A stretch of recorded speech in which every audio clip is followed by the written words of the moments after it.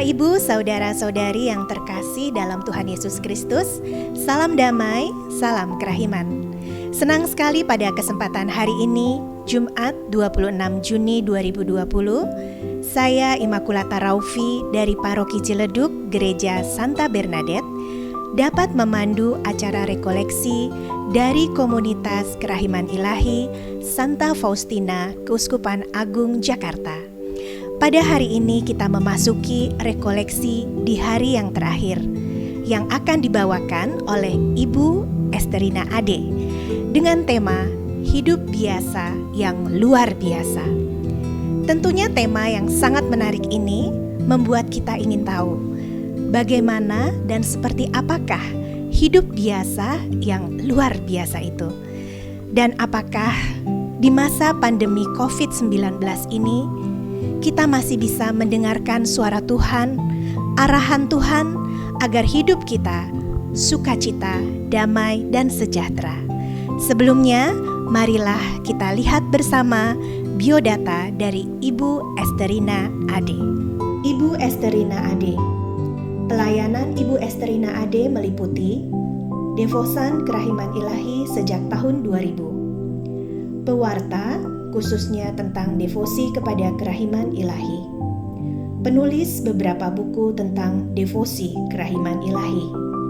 Ketua Komunitas Kerahiman Ilahi Keuskupan Agung Jakarta untuk periode 2020 sampai dengan 2022. Dan mewartakan devosi kerahiman ilahi melalui YouTube Kerahiman Ilahi Esterina.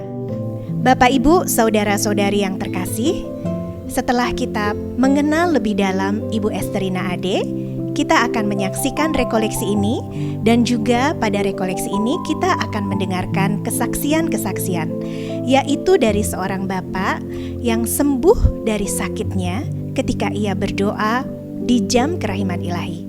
Dan juga kesaksian seorang ibu devosan kerahiman ilahi, di mana ia dan teman-temannya melakukan penyebaran devosi kerahiman ilahi ke daerah-daerah di pedalaman Indonesia. Marilah Bapak, Ibu, saudara-saudariku yang terkasih, kita saksikan bersama rekoleksi hari yang ketiga oleh Ibu Esterina Ade dengan tema Hidup Biasa yang Luar Biasa. Tuhan memberkati. Bapak, Ibu, saudara-saudari yang terkasih, marilah saat ini kita menyiapkan hati untuk berdoa bersama. Kita buat tanda kemenangan Kristus di dalam nama Bapa dan Putra dan Roh Kudus. Amin. Allah Bapa di dalam kerajaan surga, sumber segala rahmat dan belas kasih, kami mengucap syukur oleh kasih karunia-Mu, maka acara rekoleksi yang dilakukan secara online ini dapat berjalan dengan baik. Dan hari ini memasuki hari yang terakhir. Bapa, pada hari ini melalui anak-Mu yang Engkau kasihi, yang telah Engkau urapi dengan urapan kuasa Roh Kudus-Mu, Ibu Esterina, kami mau belajar untuk mengetahui apa yang dilakukan oleh Suster Faustina dan apa yang Engkau katakan, agar dalam menghadapi persoalan sehari-hari dalam hidup kami, dalam keluarga, pekerjaan, relasi dengan sesama, bahkan dengan orang-orang yang memusuhi dan membenci kami dapat memantulkan kerahiman-Mu. Kami dapat menjalani hidup biasa dengan luar biasa sesuai kehendak-Mu. Terima kasih Bapa, semua doa ini kami panjatkan dengan perantaraan Yesus Kristus Putra-Mu, sebab Dialah Tuhan dan Penyelamat kami. Amin. Dalam nama Bapa dan Putra dan Roh Kudus. Amin. Salam kerahiman. Hari ini kita ketemu untuk rekoleksi kerahiman ilahi hari ketiga. Masih ingat ya, temanya Koronka menghidupkan. 2 hari yang lalu Romo Subagio sudah bahas tentang spiritualitas kerahiman ilahi. Dan kemarin Pak Haryanto bahas tentang devosi kerahiman ilahi, juga penekanannya dalam doa Koronka, di mana dikatakan Koronka menghidupkan. Hari ini saya mau bicara tentang hidup biasa yang luar biasa. Mau belajar dari Suster Faustina mau dengar apa yang Yesus minta kepada Suster Faustina dan juga kepada kita semua sebagai umatnya, sebagai anak-anaknya untuk jalani hidup yang biasa tapi secara luar biasa. Kalau kita bicara tentang kerahiman ilahi, bicara tentang devosi kerahiman, itu enggak lepas dari Suster Faustina. Suster Faustina dipilih oleh Yesus sebagai rasul kerahiman ilahi, sekretaris kerahimanku. Karena sering di dalam diary Yesus katakan, catatlah, tulislah. Jadi Suster Faustina sebagai sekretarisnya Tuhan Yesus. Nah, saya mau cerita sedikit tentang siapa Suster Faustina.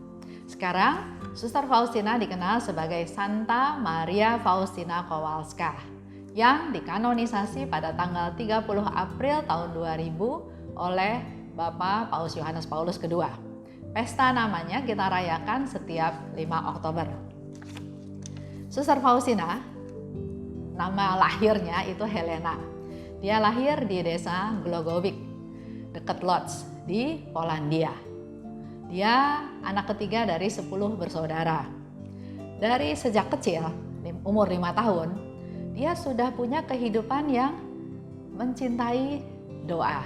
Dia rajin berdoa, dia rajin kerja, dia juga anak-anak yang taat, nurut sama orang tuanya, dan juga dia sudah mulai peduli kepada mereka yang kekurangan, mereka yang miskin. Dari masa kecilnya sampai umur 20 itu juga ada perjalanan hidupnya, sekolahnya, dia bekerja sebagai asisten rumah tangga, tapi saya nggak cerita ya.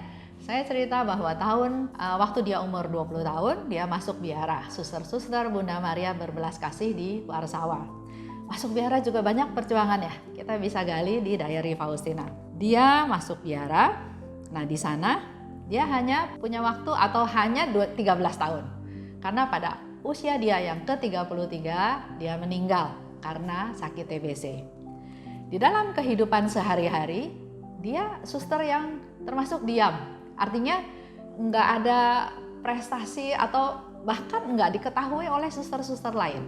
Jadi kongregasi ini punya beberapa tempat ya, ada di Warsawa, ada di Krakow, ada di Vilnius, ada di beberapa tempat. Ada satu suster sharing setelah Suster Faustina meninggal ya. Dia bilang, ternyata doa koronka yang saya doakan hari-hari ini ternyata berasal dari biara kita. Ternyata berasal dari Suster Faustina. Jadi begitu tidak dikenalnya Suster Faustina di dalam biara tersebut. Dia orang yang ya biasa-biasa, kerjanya juga di dapur, kerja jaga pintu di taman karena memang pendidikannya yang rendah. Tapi ternyata dia termasuk suster yang sederhana, yang rajin bekerja keras. Nah, di dalam kehidupannya nanti kita bisa tahu dari diary, dia itu sering mengalami stigmata, bukan stigmata fisik ya, seperti Padre Pio, tapi dia mengalami stigmata rohani. Penderitaan secara rohani. Antara lain, dia ikut merasakan penderitaan Yesus pada waktu dia di jalan salib. Kelebihannya Suster Faustina juga, dia sering berdialog dengan Yesus, dengan Tuhan, merasakan kehadiran Tuhan, Allah Bapa, seperti seorang teman. Jadi enggak terbiasa dialami oleh Suster Faustina.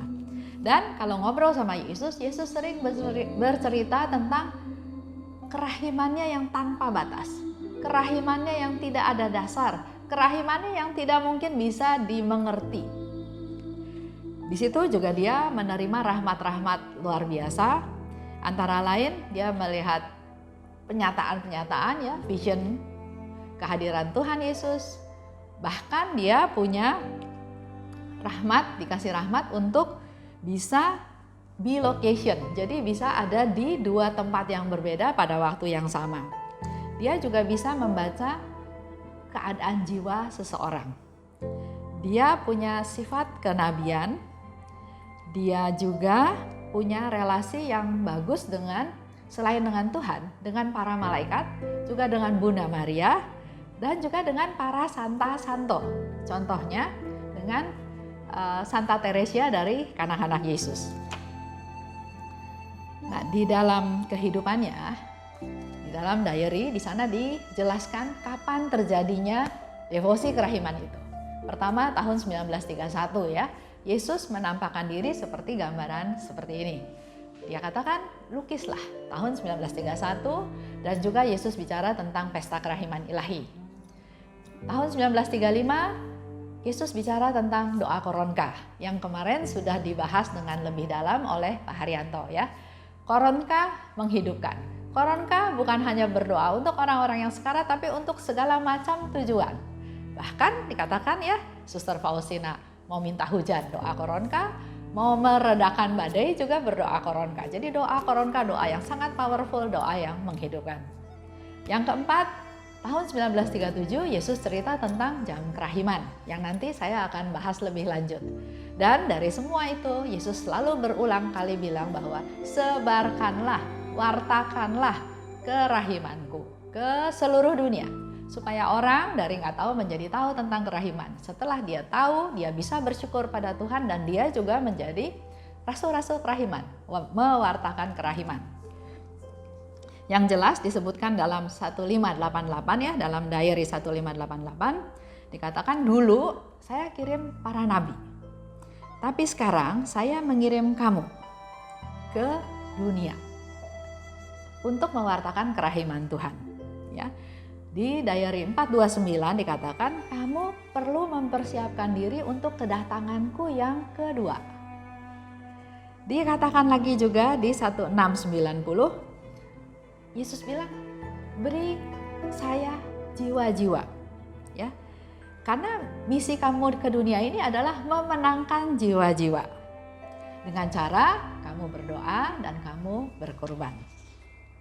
Itu sedikit cerita tentang Suster Faustina, di mana pada tanggal 5 Oktober 1938 dia meninggal.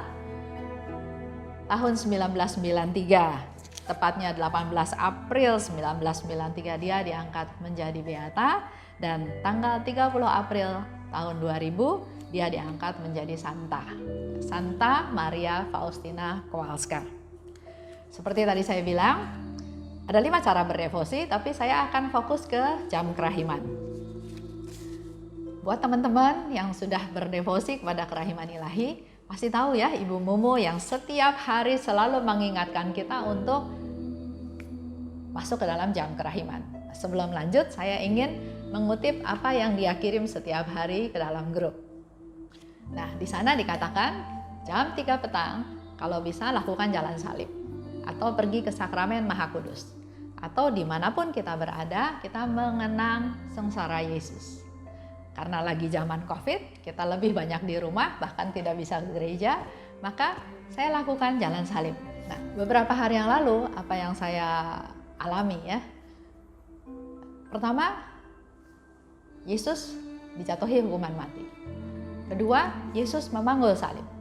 Ketiga, Yesus jatuh pertama kali. Nah, pada waktu di perhentian ketiga, saya merenung lebih dalam. Yesus itu nggak bersalah, Yesus itu nggak berdosa. Bahkan dia melakukan hal-hal yang baik. Dia menyembuhkan yang sakit, dia memberi makan banyak orang, dia menghibur, dia mengampuni dosa, dia membangkitkan Lazarus ya. Yang timpang, yang buta bisa melihat. Yang dia lakukan itu semua yang baik. Memberi pelajaran, pengajaran, penjelasan tentang kerajaan Allah, semuanya baik. Tapi kok diputar balik sedemikian rupa sampai akhirnya dia diadili dan dijatuhi hukuman mati. Enggak selesai. Justru penderitaannya mulai. Dia harus memanggul salib. Salib yang berat, yang kasar, lewat jalan yang berbatu-batu, dan fisiknya Yesus juga sudah disiksa, dibikin lemah sedemikian rupa sebelum memanggul salib. Saya pernah ke sana ya, ternyata Yesus itu katanya sebelum memanggul salib, dia disimpan atau ditaruh di satu ruangan di bawah tanah dalam posisi berdiri dengan kondisi yang sudah dihajar ya, sudah disiksa, dan besoknya memanggul salib. Jalan berbatu, dia didorong, dia ditendang, dia dijambak, pasti di macam-macam di perlakuan yang Yesus terima. Sebagai 100% manusia juga, kekuatannya ada batasnya dan dia jatuh. Pada waktu dia jatuh, apa yang Yesus lakukan? dia enggak mengeluh, dia enggak ngomel, dia enggak bilang saya enggak mau lanjutin lagi, tapi dia bangkit. Saya renungkan, kalau saya ada di situ, apa yang membuat Yesus bisa bangkit lagi? Karena dia jatuh juga pasti bukan jatuh pura-pura. Dia jatuh benar-benar jatuh karena habis tenaganya, karena kesakitan, karena penderitaan yang dia harus alami. Belum lagi di mahkotai duri. Durinya menusuk kepala, darahnya mertetes. Kita sakit sedikit aja udah nggak bisa apa-apa. Ya. Itu kita bayangkan duri menusuk ke kepalanya Yesus. Jadi sudah banyak sekali penderitaan yang dia alami dan dia jatuh. Tapi dia bangun lagi, dia bangkit lagi, dia berdiri lagi. Yang saya renungkan pasti Yesus ingat dua hal. Dia datang ke dunia untuk menyelamatkan manusia. Dia datang ke dunia untuk melaksanakan rencana Allah supaya rencana Allah terlaksana, yaitu menyelamatkan kita seluruh manusia yang berdosa. Dan yang kedua, dengan dia melakukan penderitaan tersebut, menerima penderitaan tersebut, mau menunjukkan betapa Tuhan mengasihi kita manusia berdosa. Dua hal itu yang membuat dia punya tenaga lagi, bisa berdiri lagi, dan saya harus selesaikan jalan salib ini sampai selesai rencana Allah terlaksana. Renungan ke saya sebagai manusia pun memangku salib, jatuh. Apa yang saya lakukan? Saya ngomel, saya marah karena ada orang yang menyebabkan saya jatuh, ada orang yang menyebabkan saya rugi, ada orang yang memfitnah saya kesel, saya putus asa, saya nggak mau berdiri lagi. Tapi permenungan itu Yesus mau kasih tahu, inilah kehidupan. Ayo bangkit. Jangan pikir hal-hal negatif, tapi pikirkan hal yang positif, yang jauh ke depan. Saya juga jatuh. Kamu jatuh, wajar, kamu berdosa. Saya yang gak berdosa aja saya jatuh, tapi saya bangkit. Nah, di situ saya punya kekuatan baru. Saya bilang, ya Tuhan, saya gak mau ingat-ingat masa lalu, saya gak mau ingat masalah-masalah orang yang merugikan saya, tapi saya mau bangkit. Saya mau berdiri lagi. Saya mau melanjutkan perjalanan saya mau melanjutkan hidup saya. Saya minta kekuatan dari Tuhan, saya mau jalan lagi, karena saya sekarang punya Tuhan yang membela saya, yang akan menemani perjalanan hidup saya. Itu renungan saya, ya. Itu kira-kira apa yang direnungkan setiap hari di doa jam kerahiman. Nah, sebelum lanjut, saya mau minta Bapak Ibu mendengarkan cerita dari Bapak Yosef. Pak Yosef itu ketua pewartaan dari Kerahiman Ilahi di KAJ. Dia mengalami sesuatu, tapi melalui jam kerahiman, dia mendapatkan mujizat. Jadi jam kerahiman itu ada 3 ya, dalam jam kerahiman ada 3. 1, kita mengenang, mengikuti, merasakan, berempati, ikut dalam penderitaan Yesus. Itu yang pertama. Yang kedua, dari hal tersebut apa yang kita dapat, apa yang bisa kita gali? Pertobatan, kekuatan baru, itu permenungan kita masing-masing ya. Dan yang ketiga, kita juga bisa minta rahmat, bisa minta, Yesus bilang kan, apa yang kau minta dalam jam kerahiman, bila sesuai dengan sengsaraku, aku akan kabulkan. Jadi kita juga dalam jam kerahiman adalah kesempatan kita minta. Yesus bilang minta yang banyak, karena dia punya banyak. Ya. Nah, mari kita dengarkan sharing dari Pak Yosef. Terima kasih. Ibu, Bapak, saudara-saudari yang dikasihi Tuhan, salam kerahiman. Perkenalkan, nama saya Yosef Gunarto dari KKI Santo Gabriel, Paroki Pulau Gebang, Jakarta Timur. Saya mengenal devosi Kerahiman Ilahi sejak tahun 1999 dan mulai menjadi devosan Kerahiman Ilahi tahun 2008 setelah saya mengalami musibah. Pada kesempatan ini, perkenankan saya men-sharingkan pertolongan Tuhan terhadap saya. Kejadiannya pada tanggal 16 Januari tahun 2008 ketika saya bertugas di Surabaya di suatu perusahaan, dan pada hari itu hujan. Saya harus jalan melewati gudang untuk menuju kantor saya. Tiba-tiba ada box besar seberat 10 kg dari ketinggian 5 meter jatuh menimpa kepala saya, dan saya pingsan, kemudian dibawa ke rumah sakit. Kembali ke Jakarta, saya berkonsultasi dengan dokter spesialis saraf, dan dari hasil pemeriksaan CT scan dan MRI diketahui ruas tulang leher C34, C45, C56 bermasalah karena ada saraf yang terjepit dan sakitnya luar biasa. Terapi sudah dilakukan belasan kali tapi tidak ada kemajuan. Sebagai second opinion, saya berkonsultasi dengan dokter bedah syaraf. Saya tunjukkan hasil dari CT scan dan MRI, dan dokter menyatakan bahwa masalahnya benar, sama. Dokter menyarankan untuk dioperasi,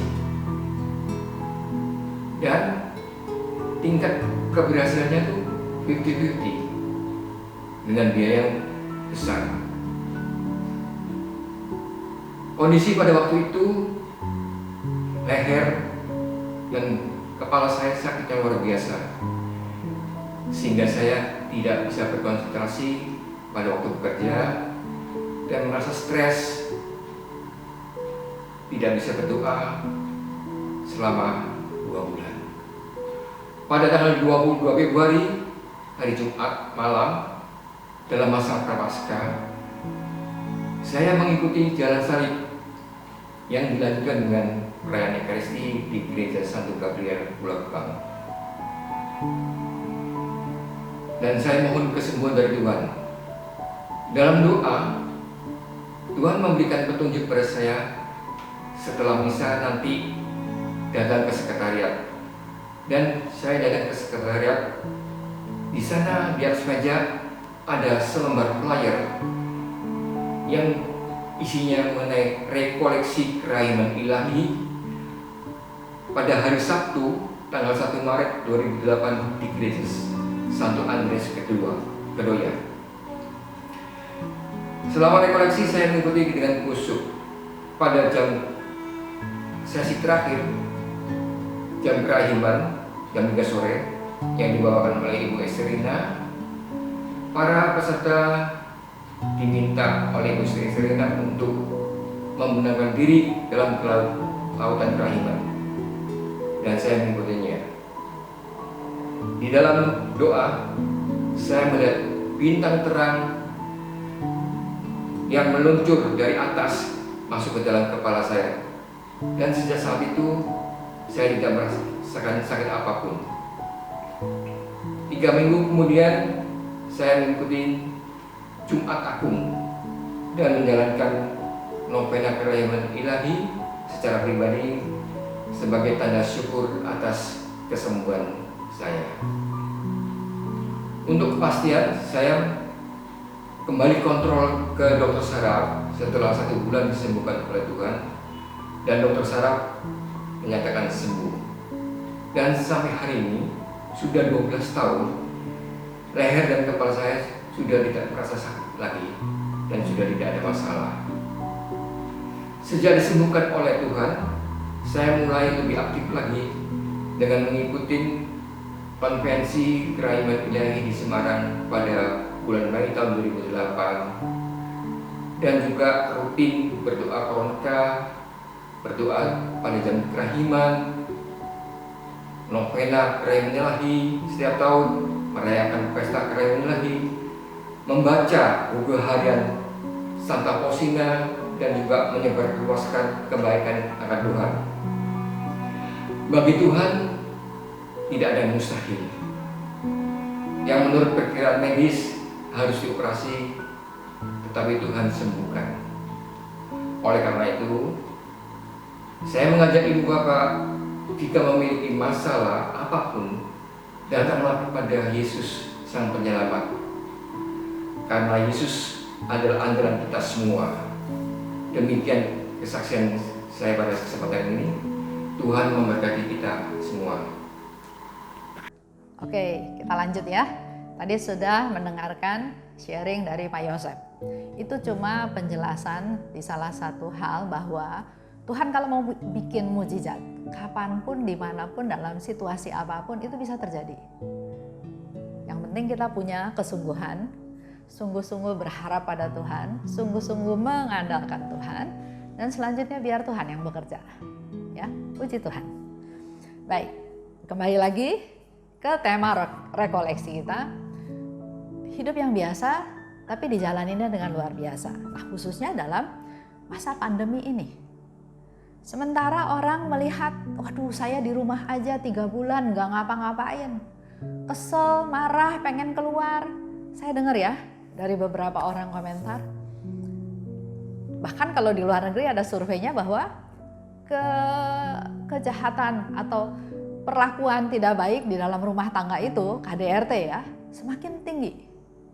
Kalau di sini saya dengar sharing-sharingnya dari teman bahwa suami istri sering cekcok, malah sering ribut.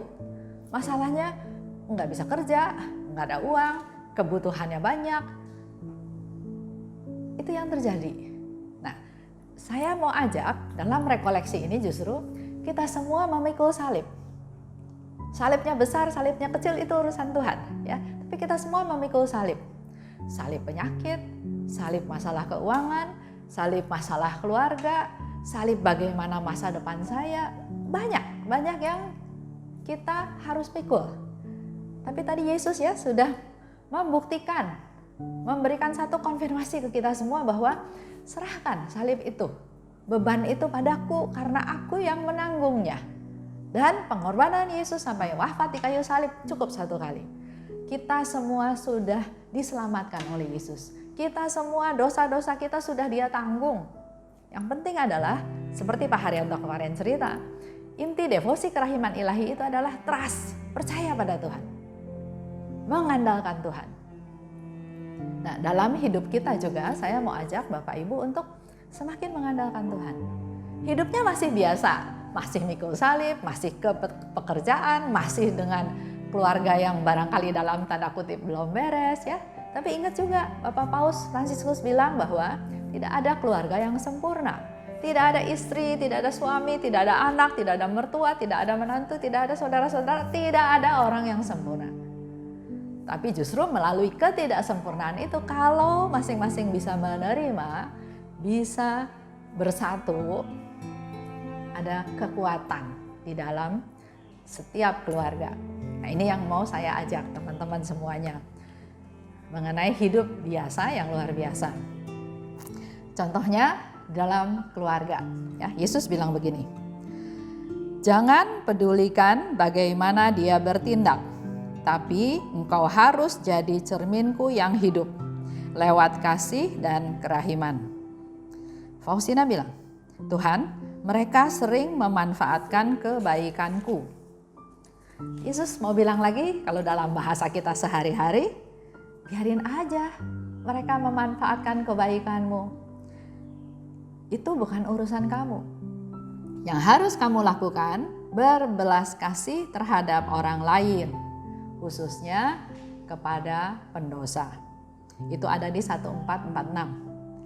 Saya mau cerita lagi lebih tegas di 1694. Ada orang ya, awam yang suka jahatin Suster Faustina. Jadi kebaikannya Faustina itu disalahgunakan, diputar-balikan sedemikian rupa sehingga si awam ini bercerita tentang kebohongan-kebohongan. Faustina dengar, dalam hatinya pikir, aduh ini harus diklarifikasi. Mungkin orang ini harus ditegur. Kenapa dia ngomong seperti itu? Tapi itu hidup yang biasa ya. Tapi Suster Faustina jalaninnya nggak seperti itu. Dia berdoa pada Tuhan, dia bicara pada Yesus dan dia bilang, Yesus, kalau engkau menjadi aku, kira-kira apa ya yang harus aku lakukan? Jadi waktu Suster Faustina ketemu lagi sama si awam ini, dia nggak marah, dia nggak kecewa, dia nggak mengklarifikasi seperti pemikiran kita manusia, tapi dia membiarkan Yesus yang bekerja. kalau Yesus dalam posisiku, apa yang kau lakukan? Nah, di situ Suster Faustina menyapa si awam ini dengan lembut tanpa menyinggung kebohongan dia. Dia lakukan semuanya dengan wajar, dengan sangat enak, dan dia tidak menyinggung apa-apa. Dan setelah selesai ketemu awam itu, Suster Faustina bilang terima kasih pada Tuhan karena Tuhan memberikan dia rahmat kesabaran. Lihat ya contohnya, kita sebagai manusia kita mau hidup biasa kita ya, tapi Tuhan atau di sini Suster Faustina mengajarkan kita hidupnya tetap biasa, ketemu orang yang membuat kita susah, tapi lakukanlah dengan luar biasa. Dia menyapa dengan lembut, dia tidak menyinggung orang itu. Nah, kalau lari ke keluarga seperti tadi saya bilang, catatan ini atau kata-kata Yesus ini bisa diterapkan dalam keluarga kita, ya, keluarga kita masing-masing.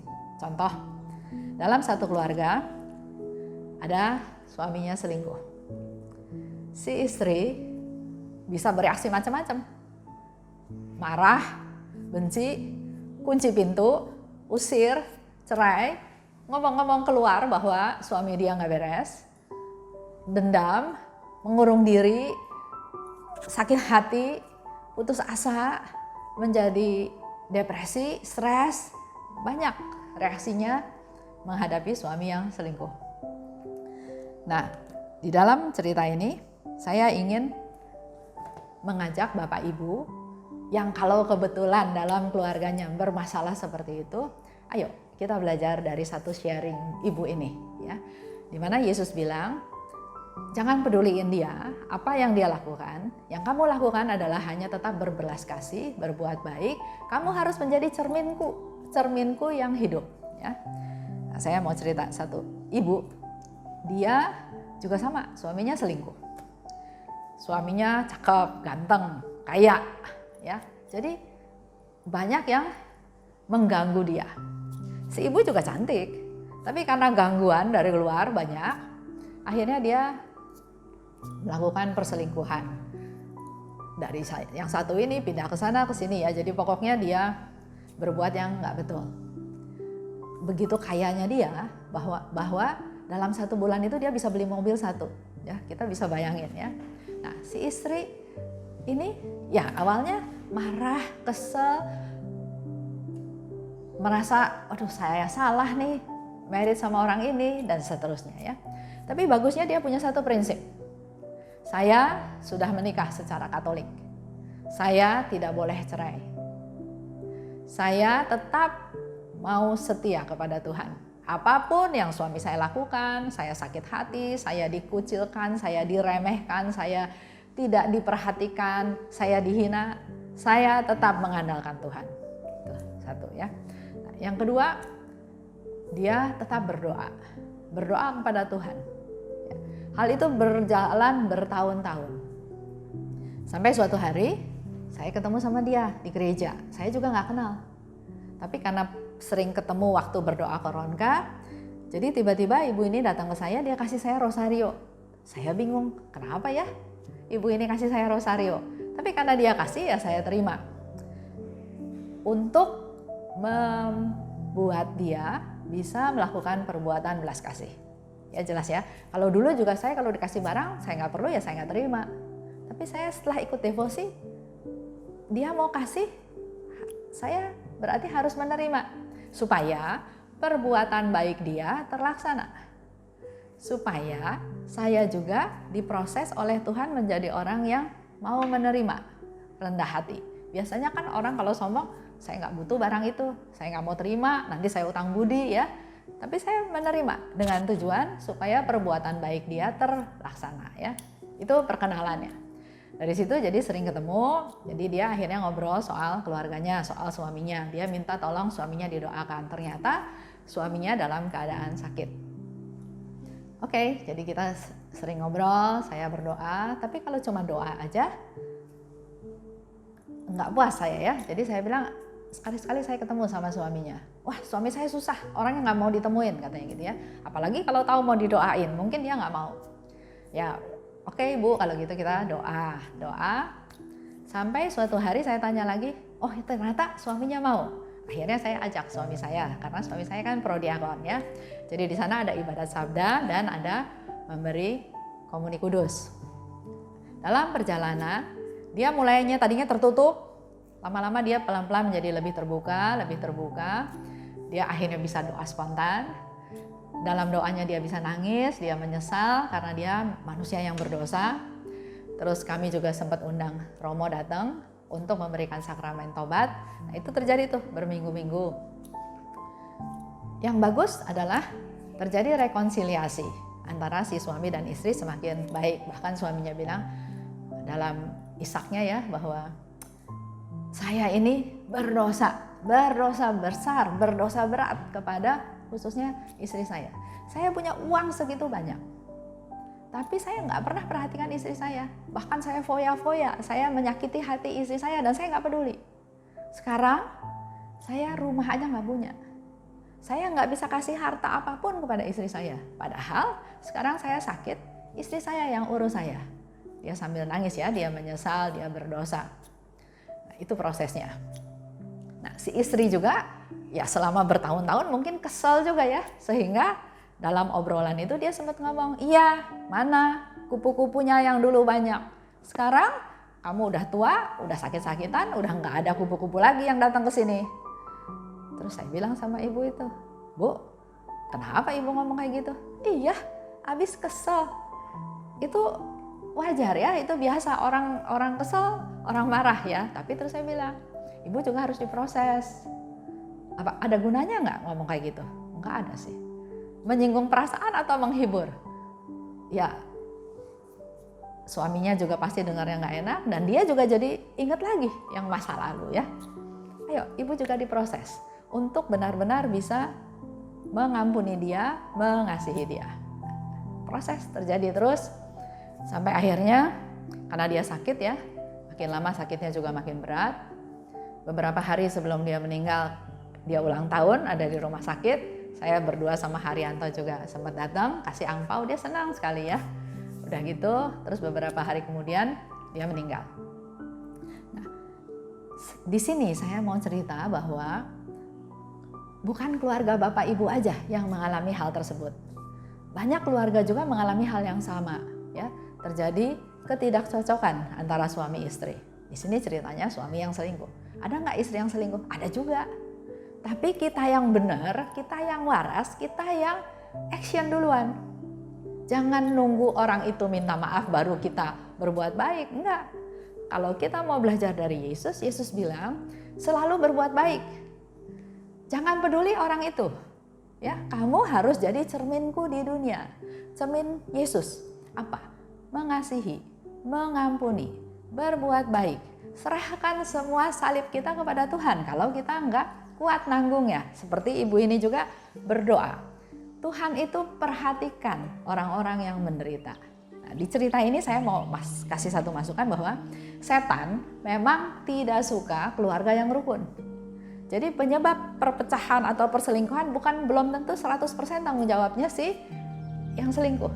Ada godaan, ada iman yang kurang bagus, ada sikap mungkin istri atau suaminya yang enggak berkenan sehingga hal itu memicu terjadilah kekacauan di dalam rumah tangga. Nah, kita dalam masa pandemi ini semua kan ada di rumah. Ya, relasi kita menjadi semakin baik. Suka nggak suka, tiap hari kita lihat muka dia. Kalau kita berbuat baik, semua orang punya hati nurani. Pasti dia juga akan tergerak. Minta Tuhan, kita berdoa supaya Tuhan menggerakkan hatinya. Kita bisa berdoa bersama-sama doa rosario. Ya, itu yang saya lakukan dengan Haryanto ya. Doa dipimpin oleh Bapak Uskup sebulan, luar biasa. Saya jadi tahu tentang keuskupan, tahu uskupnya yang mana. Sekarang kita berdoa merah putih, rosario merah putih. Ada live streaming. Itu semua membuat relasi kita menjadi semakin hari semakin baik. Memang kembali lagi, fokus kita apa? Tujuan kita apa? Sama seperti waktu Yesus jatuh pertama kali. Kalau fokusnya, aduh saya kok berat nanggung kayak gini, kayak gitu, mungkin perjalanannya lain. Tapi justru kelemahan itu ditutupi dengan cita-cita yang lebih besar, lebih tinggi, lebih agung.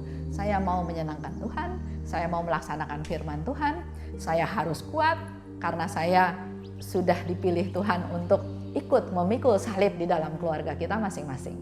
Ya, itu salah satu contoh kehidupan dalam keluarga. Yang berikut, saya mau cerita, kita juga nggak lepas dari pekerjaan. Ada yang kerja sendiri, ada yang kerja di kantor, ada yang kerja di pabrik, ada yang macam-macam ya. Tapi kita hidup memang perlu bekerja. Nah, ini juga satu sharing. Suster Faustina, karena pendidikannya rendah, jadi dia dikasih kerjaan misalnya di dapur. Pernah juga di tempat pembuatan roti, pernah di taman, dan salah satu tugas dia juga adalah kerja jadi penjaga pintu. Begitu dia dapat tugas itu, dia pikir, waduh, ini saya masuk ke padang gurun, saya masuk ke padang pasir, karena selama nggak ada tamu berarti dia nggak bakal ngobrol sama siapa-siapa, nggak ada yang ketok-ketok, nggak ada tamu, dan memang tempatnya yang jaga pintu itu betul-betul di dekat pintu masuk. Jadi nggak ketemu lagi tuh sama suster-suster lain sepanjang hari itu. Tapi di situ Yesus bilang, aku memberi engkau kesempatan untuk melaksanakan perbuatan kerahiman. Aku senang kalau engkau berbicara tentang kerahiman. Itu ada di 1267. Di sini Yesus mau kasih tahu lagi ke Suster Faustina bahwa kamu jadi penjaga pintu, kamu merasa di padang gurun. Kalau berpikirnya dari sisi negatif.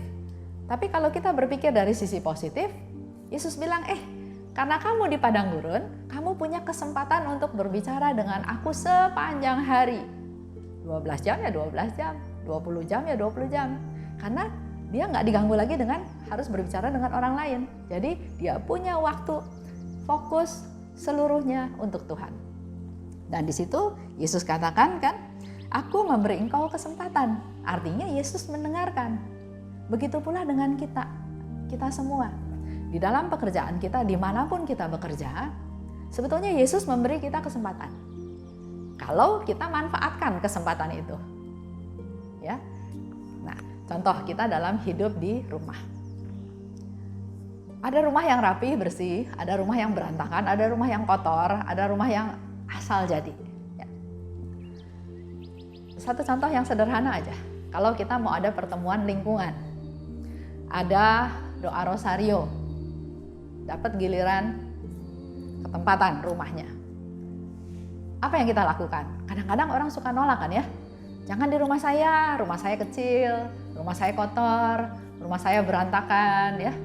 Nah, misalnya di salah satu rumah dia terima. Karena nggak ada orang yang mau, dia akhirnya terima. Tapi memang rumahnya kecil, memang rumahnya berantakan. Apa yang dia lakukan? Mau nggak mau tetap bersih-bersih, tapi asal bersih-bersih. Yang penting orang lihat, waduh enggak kok, rumah kamu nggak berantakan, rumah kamu nggak kotor, rumah kamu bersih. Sudah selesai kan? Nah itu yang dilakukan, supaya orang yang datang nggak merasa rumahnya kotor, rumahnya berantakan. Tapi ayo kita lakukan dengan luar biasa. Nah biasanya yang bersih-bersih itu hanya yang kelihatan, supaya kelihatan bersih. Kalau kita lakukan dengan luar biasa, kita harus menarik lagi satu manfaat. Karena rumah saya ketempatan untuk misa lingkungan, atau untuk pertemuan lingkungan, atau untuk rosario, inilah saatnya saya bersih-bersih rumah. Jadi mengambil benefit, mengambil manfaat. Dibersihin rumahnya, bukan hanya sekedar yang kelihatan, supaya dipuji rumahnya bersih, tapi betul-betul membersihkan rumah itu dengan tujuan, dengan motivasi, supaya siapapun yang tinggal di rumah ini, tamu mah yang datang cuma 1 jam 2 jam.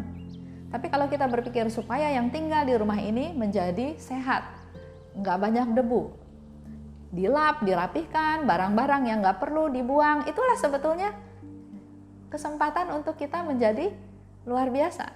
Tetap dilakukannya dengan biasa, tapi punya tujuan, punya motivasi, punya apa yang kita harapkan itu yang tidak biasa. Ya, itu soal pekerjaan. Lanjut, soal relasi. Kita juga nggak hidup sendiri kan, kita hidup dengan orang-orang karena kita makhluk sosial. Nah, kalau di sini Yesus bilang, selalu berbelas kasihlah, sama seperti aku berbelas kasih. Kasihilah setiap orang demi kasihmu kepadaku. Kasihilah musuh-musuhmu, sehingga kerahimanku terpantul di dalam hatimu. Itu ada di 16:95. Waktu saya baca ini ya, saya pikir-pikir, siapa ya musuh saya? Saya itu orangnya, sorry dalam tanda kutip, rada cuek. Mungkin ada orang yang saya buat dia kesel, marah, sakit hati ya, tersinggung. Tapi saya orangnya kayak gitu, jadi kalau ditanya musuh saya siapa ya, saya juga agak bingung ya, musuh itu siapa ya gitu ya. Nah, tapi dalam hal ini saya mau cerita yang lain. Tahun 2007, saya dan Haryanto pergi ke Krakow, Polandia. Kita ziarah kerahiman ilahi. Nah, waktu pulang terjadi masalah ya, dalam tanda kutip. Ada saudaranya Haryanto yang menyebarluaskan gosip ya, gosip yang aneh, yang nggak masuk akal, tapi itu tersebar, banyak orang tahu. Bahkan besan saya aja bilang, kok ada saudara kayak gitu, laporin aja ke polisi. Haryanto ya cuma diam aja. Terus saudara-saudara yang lain juga bilang, nggak bisa didiamin, ini harus diklarifikasi, dia ngomong seenaknya aja katanya gitu ya. Jadi ternyata si saudara ini selain menjelekan Haryanto, dia juga menjelekan saya. Dia juga menjelekan anak-anak saya. Bahkan dia juga menjelekan orang tuanya Haryanto yang udah meninggal. Kan kebangetan gitu ya. Kalau saya sih nanggapinnya ya biasa saja, cuek aja. Contoh, saya dibilangin begini, itu ya istrinya Haryanto itu pelacur. Ya terus cuma saya pikir, saya pelacur bukan sih? Bukan, ya sudah, pusing amat. Itu reaksi saya. Tapi ya yang lain-lain bereaksinya seperti itu gitu ya. Nah, jadi ada nasihat, harus dilawan, harus dilapor polisi, harus diklarifikasi, harus didatengin. Tapi ada satu sisi lagi, kalau kita urusan, yang malu kamu loh, saya bilang ke suami saya, itu saudara kamu loh, saya bilang gitu. Terus akhirnya kita diskusi berdua. Kita ini baru pulang ziarah, kita berdoa, minta rahmat dari Tuhan. Tuhan kasih rahmat itu, rahmat kesabaran, rahmat mengasihi, rahmat mengampuni. Nah, rahmat itu sekarang Tuhan kasih satu permasalahan, izinkan terjadi permasalahan tersebut. Nah, rahmat yang kita dapat itu kita mau pakai atau kita mau pakai hal yang lain? Marah, dendam, merasa berhak, merasa benar. Di situ kita diproses. Dan akhirnya kita menyimpulkan bahwa dia boleh menganggap kita musuh sehingga dia bercerita yang aneh-aneh ya, yang ada kebohongan, ada fitnah dan lain-lain. Tapi seperti yang Yesus bilang, kita menanggapinya adalah dengan kasihilah musuhmu, sehingga kerahimanku terpantul di dalam hatimu. Dan kita akhirnya mengambil sikap untuk mengampuni dia, mendoakan dia, bahkan kita merasa kasihan. Kenapa? Sampai dia bisa terjerumus atau masuk ke dalam posisi benci yang seperti itu. Sedangkan kita akhirnya menanggapinya dengan, kalau hal itu nggak benar, nanti juga hilang sendiri. Nah, tapi di situ kita betul-betul diproses bagaimana memakai rahmat kesabaran yang Tuhan kasih. Bagaimana kita pakai rahmat mengasihi, berdoa buat dia. Bagaimana kita pakai rahmat mengampuni untuk mengampuni segala kesalahannya. Jadi sikap kita tetap biasa, jalanin hidup dengan biasa, tapi secara luar biasa. Lanjut. Sekarang bicara tentang kepedulian ke orang lain. Di situ juga ada cerita tentang waktu itu Suster Faustina ada di asramanya, ada orang yang ketok-ketok pintu.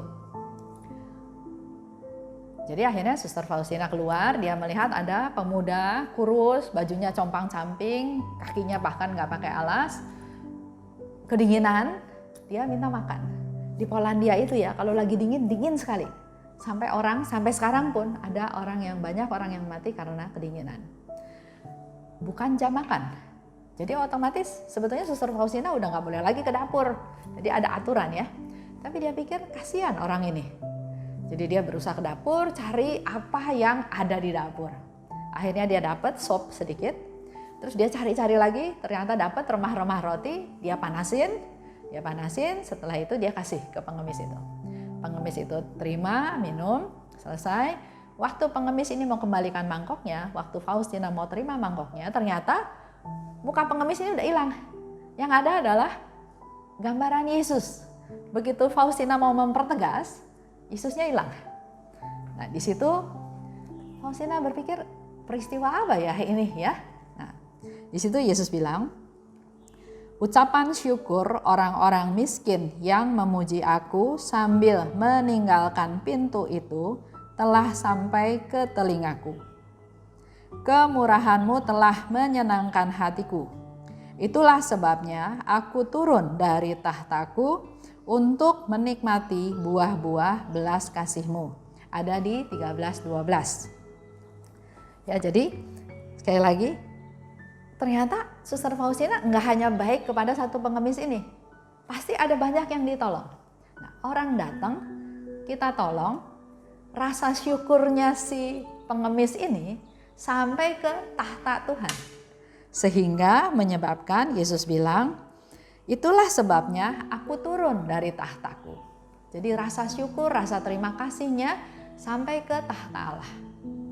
Nah, kita lihat dalam hidup kita sehari-hari.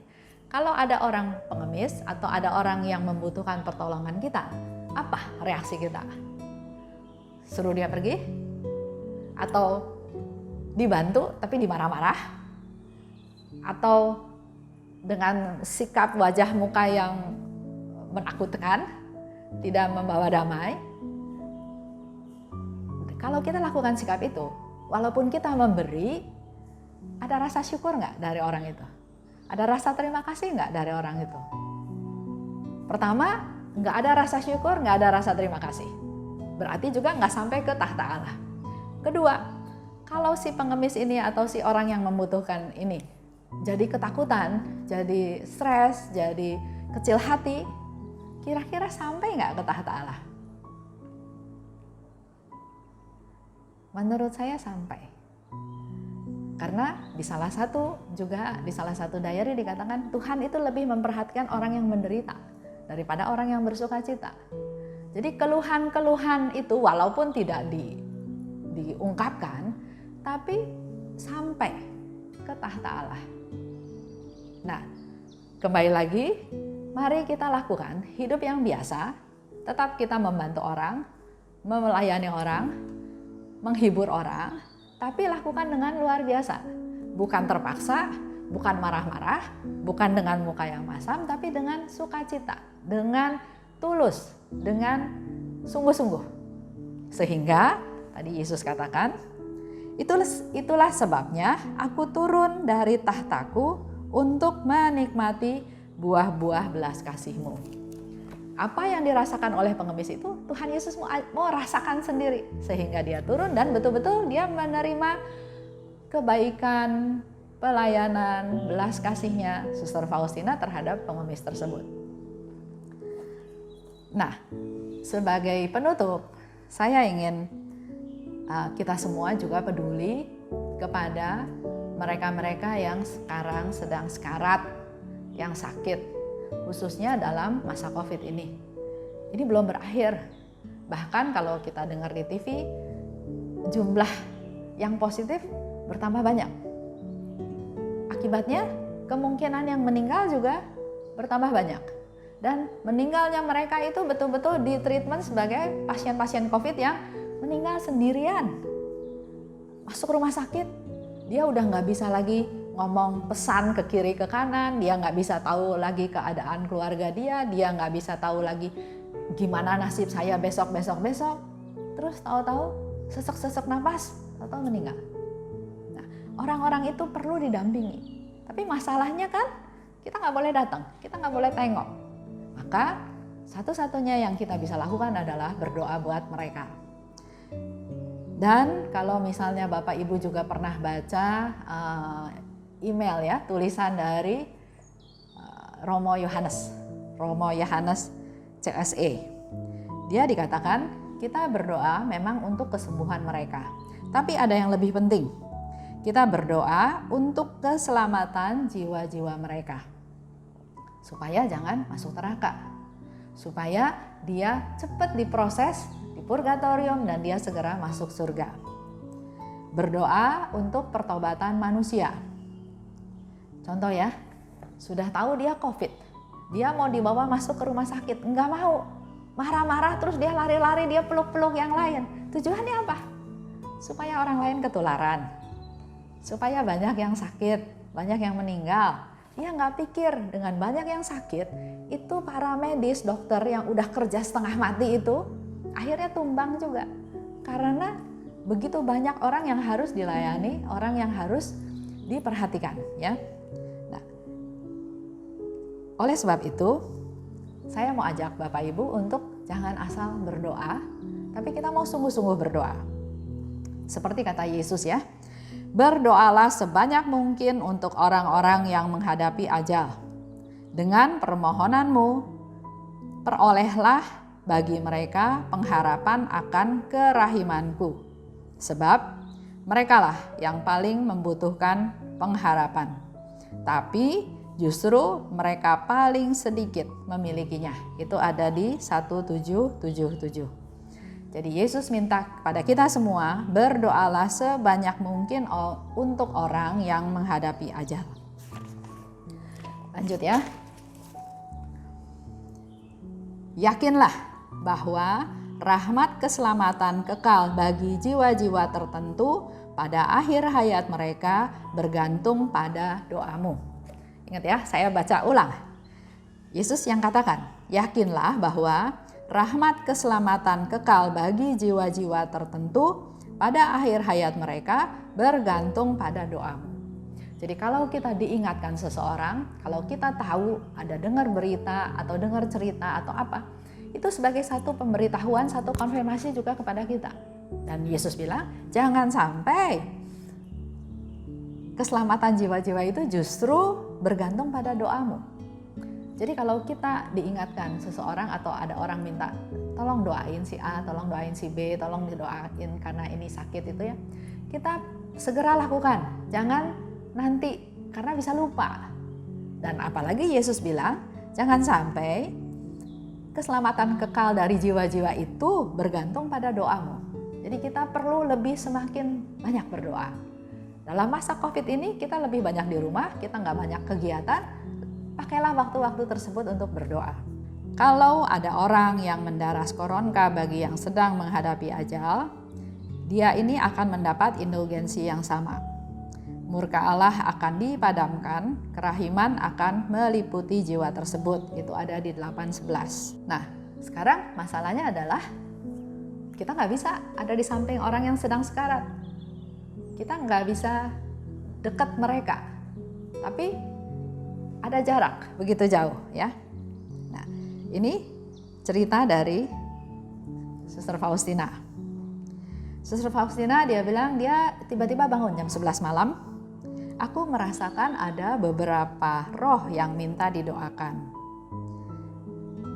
Roh itu datang, tapi orangnya sendiri ada di tempat lain. Ya. Akhirnya Faustina berdoa sampai dia merasa damai. Karena ada doa yang cuma satu kali Salam Maria selesai, ada yang sudah doa koronko selesai, tapi masih belum ada damai. Jadi buat Suster Faustina, patokannya adalah dia berdoa buat orang itu dan dia merasa damai.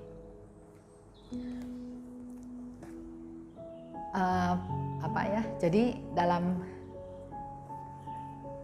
akhir ini penutupnya, saya mau katakan bahwa manfaatkanlah waktu-waktu kita.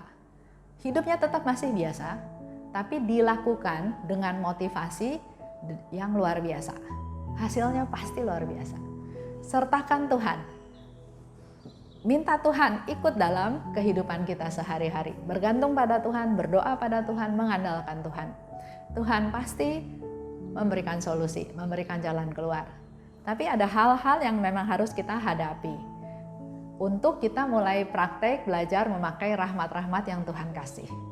Bukan fokus hanya pada keluarga kita, bukan fokus pada keluarga atau pada relasi kita, tapi juga kita perlu peduli pada orang lain, khususnya di zaman COVID ini.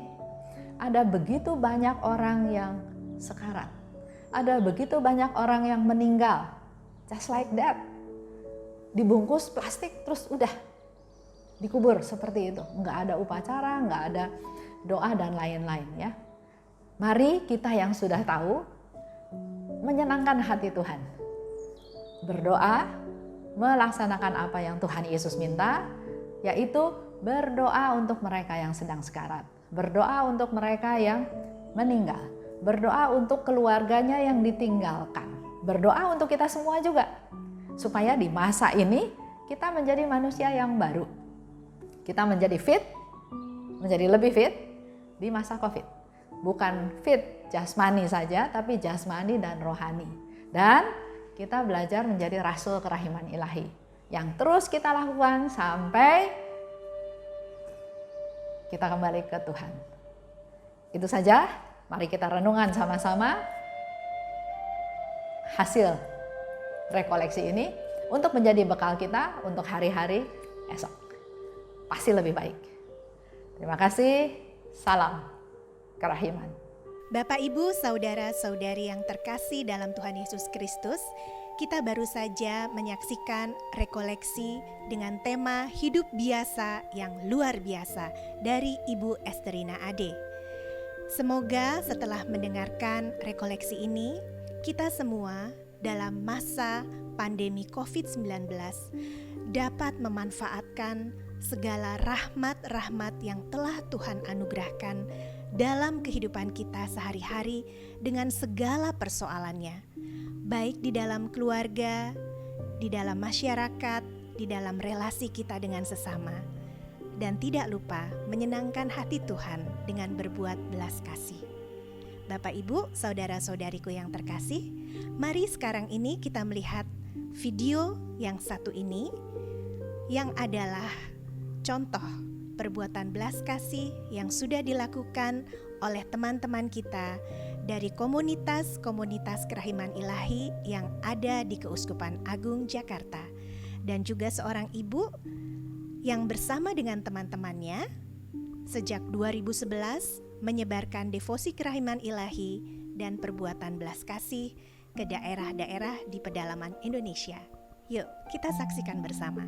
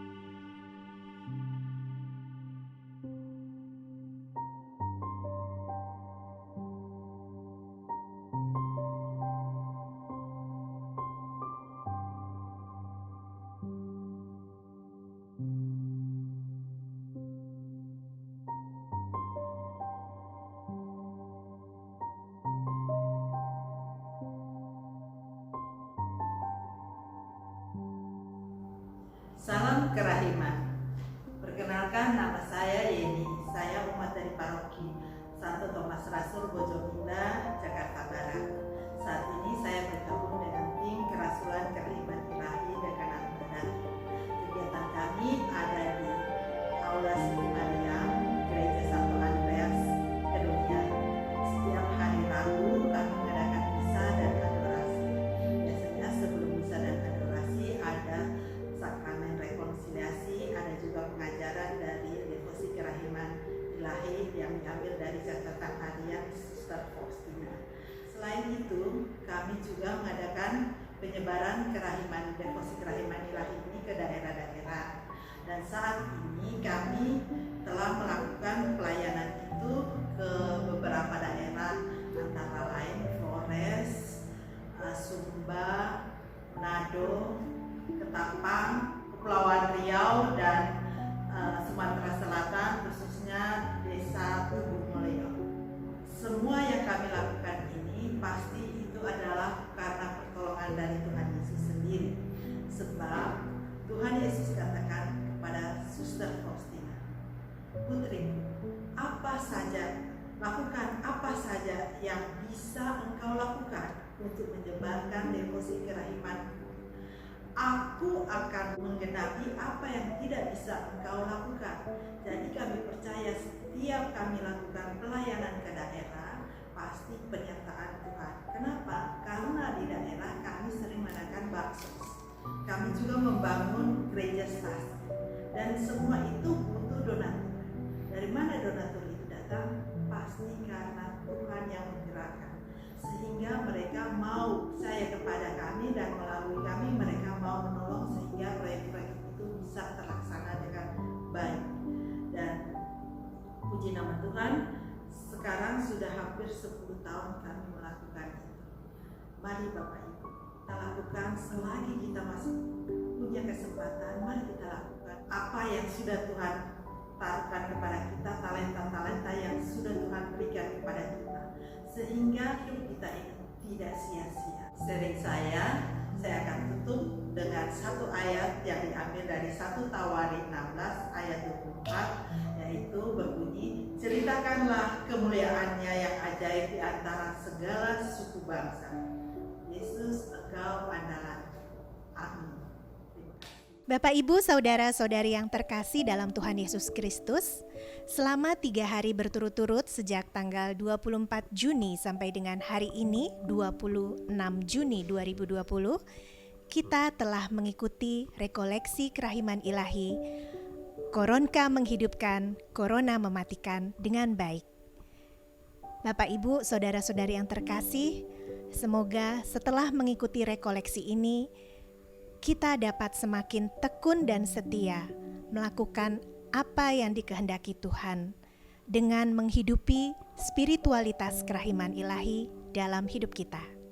Bapak, Ibu, Saudara-saudari yang terkasih, puncak dari rekoleksi ini adalah kita bersama-sama akan mengikuti misa live streaming yang akan dipersembahkan oleh Romo Yohanes Subagio PR 27 Juni 2020 pukul 18 waktu Indonesia bagian Barat.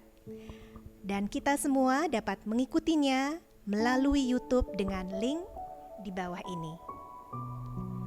Bapak, Ibu, Saudara-saudari yang terkasih, saya atas nama semua teman-teman dari komunitas Kerahiman Ilahi Santa Faustina Keuskupan Agung Jakarta mengucapkan banyak terima kasih kepada Bapak, Ibu, dan saudara-saudari sekalian yang telah mengikuti rekoleksi ini dari awal sampai dengan akhir.